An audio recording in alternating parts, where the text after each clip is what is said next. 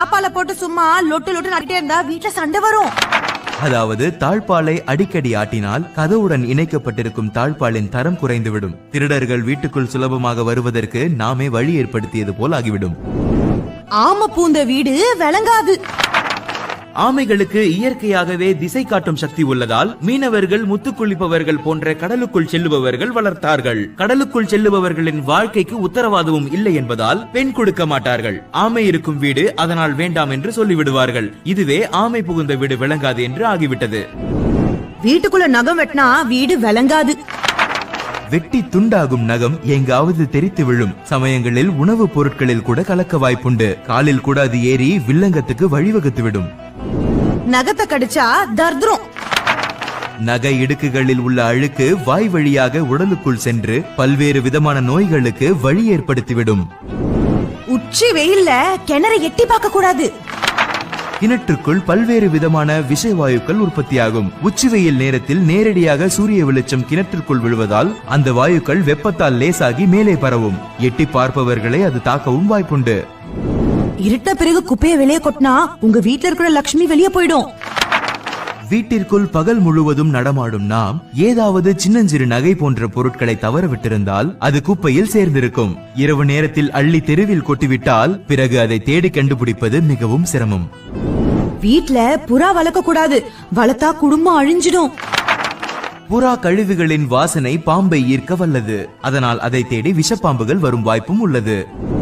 Night நேரத்துல கீரையை சாப்பிட்டா யமனை கூப்பிடுற மாதிரி. கீரை எளிதில் ஜீரணமாகாது. அதிலும் இரவில் சாப்பிட்டு படுத்தால் தேவையற்ற உடல் தொந்தரவுக்கு வழிவகுத்துவிடும். எனவே பகல் வேளைகளில் மட்டுமே அதை சாப்பிட வேண்டும். புளிய மரத்து கீழே தூங்குனா பேய் அடிக்கும். புளிய மரம் இரவில் அதிக கார்பன் டை ஆக்சைடு வாயுவை வெளியிடும். ஆக்சிஜனை உட்கொள்ளும் நாம் புளிய மரத்தின் அருகில் உறங்கினால் மூச்சு திணறல் கூட ஏற்படலாம். அந்த மூச்சு திணறலையே பேய் என்று கூறுவார்கள். முருங்கை மரத்தை வாசல்ல வச்சா வீடுக்கு ஆகாது.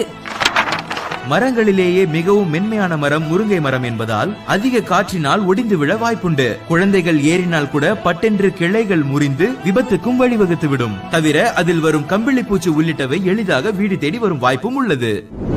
இப்படி தலைவிரி கோலமா பொண்ணுங்க இருக்கவே கூடாது. தலைவிரி கோலமாக இருக்கும் பொழுது முடி உதிரும். அதுபோக சமைக்கும் போதும் பரிமாறும் போதும் உணவில் தலைமுடி விழுந்து அருவருப்பு ஊட்டுவதை தவிர்க்க முடியும். வடக்குல தலை வச்சு படுத்தா பித்தம் புடிச்சிரும். பூமியின் காந்த சக்தியானது வடதுருவத்தை நோக்கி நிற்கிறது. வடதிசையில் தலை வைத்து படுக்கும் போது அதன் ஈர்ப்பு சக்தியானது நம் தலையையும் மூளையையும் தாக்குகிறது. அதனால் ஆரோக்கியம் குறையும், மனநலம் பாதிக்கப்படும். வாழை இலை போடாம விசேஷம் பண்ணக்கூடாது. வாழை இலையில் பினாலிக்ஸ் எனும் இயற்கை சத்து உள்ளது. ஆகையால் தொடர்ந்து வாழை இலையில் சாப்பிடுபவர்களுக்கு நோய் எதிர்ப்பு சக்தி கிடைக்கும். இதை தமிழர்கள் அனுபவத்தில் கண்டுணர்ந்து காலகாலமாக கடைபிடிக்கிறார்கள். மூட நம்பிக்கைகள் என நாம் நினைத்திருக்கும் அனைத்து விஷயத்திற்கு பின்னாலும் நம் முன்னோர்கள் கண்டறிந்த வாழ்வியலும் அறிவியலும் இருக்கிறது என்பதை புரிந்து கொள்ள வேண்டும். முன்னோர்களின் இத்தகைய அறிவுக்கு ஒரு லைக். இதை மற்றவர்களுக்கு சொல்ல ஷேர். இன்னும் இது போன்ற உங்களுக்கு தெரிந்த மற்ற விஷயங்களை கமெண்ட்.